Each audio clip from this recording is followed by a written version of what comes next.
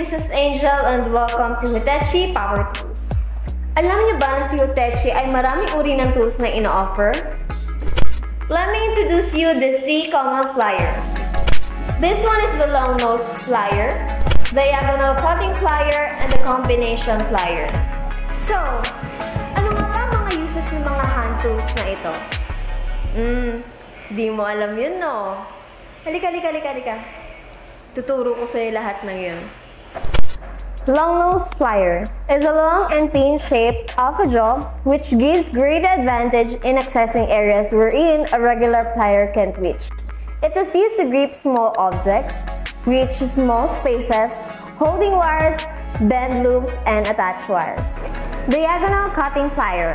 Basically, this plier is intended by cutting wires and small pins in areas that cannot be reached by larger cutting tools. Combination plier.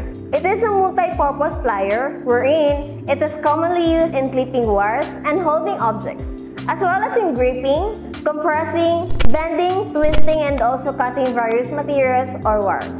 Hoteche brand has a lot of offer. Power tools, hand tools, at marami pang iba. If you want to check all the items, just visit us on our social media accounts. Once again, this is Angel and I highly recommend you Hoteche Power Tools because you can build your dreams at Hoteche.